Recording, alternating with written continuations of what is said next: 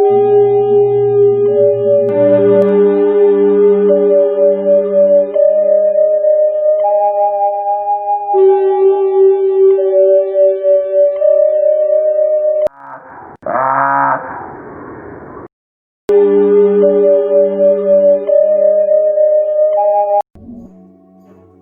was already dusk, 6 hours after authorities found Keith Warren's body hanging from a tree in the back of a townhouse, when his mother and family were informed of his death.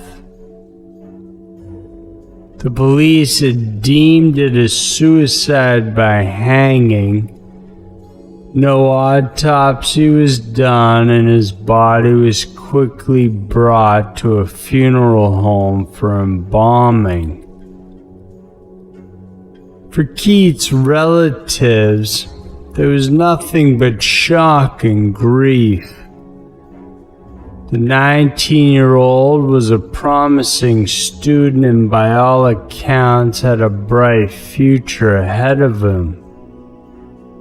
He had just been accepted to North Carolina Central University and was to start during the fall, but instead, his body was found in July of 1986. His mother, Mary, initially accepted the verdict, but soon afterwards, there were just too many things that didn't add up to support the claim. For one, a friend of Keith's named Rodney Kendall told her that suspicious individuals had approached him looking for Keith prior to his death. These were a group of black males that he didn't know and believed Keith didn't know either.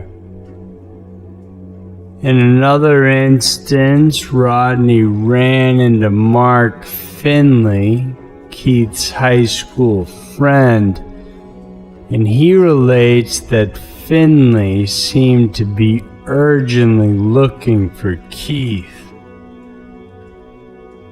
Several weeks after the boy's death, Mary decided to ask Rodney to lead her to where they found Keith's body. To her surprise, the tree where he was found was cut down. She later found out that it was the police that took it down and brought it in as evidence, despite the fact that they listed the cause of death to be a suicide. Realizing that something was amiss, she launched a letter-writing campaign seeking help from state and federal officials, but to no avail. It wasn't until April of 1992, on what would be Keith's 25th birthday, when she went out to the porch and found a plain manila envelope sitting there. Inside were 5 photographs of Keith's body hanging from the tree. She forced herself to look them over and noticed that he was wearing clothes far too big for him, and most telling, he was wearing white sneakers. The clothing returned to her were Keith's jacket and brown boots, which police said were found close to his body, although they weren't shown in the photos. Now, completely untrusting of the police, Mary hired a private investigator who discovered the pictures were indeed copies of official crime scene photos taken by the police, but they had no idea who sent them to Mary. The PI also noted that Keith's shirt had leaves stuck to it, suggesting he was lying down on the ground before being hoisted up. Obviously not something one could do if they were committing suicide. This also backed up the complicated path the rope had taken, because the tree from where his body was found was small and not enough to hold his weight, so the rope's end was actually tied to a much larger tree. Keith's body was then exhumed at the insistence of the family.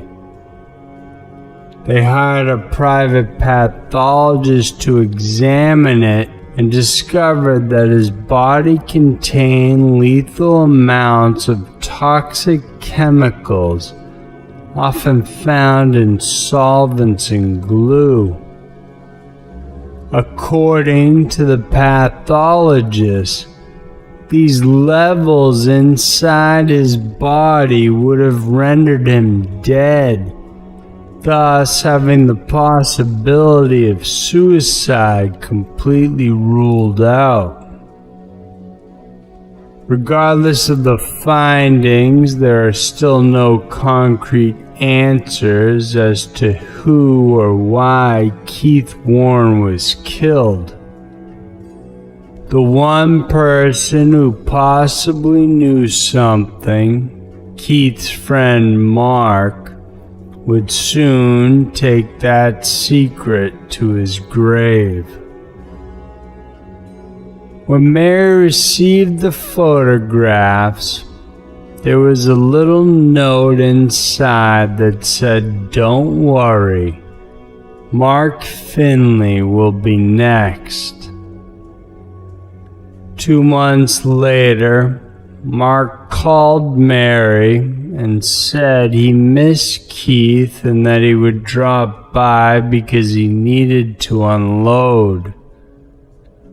But unfortunately, soon after, he died.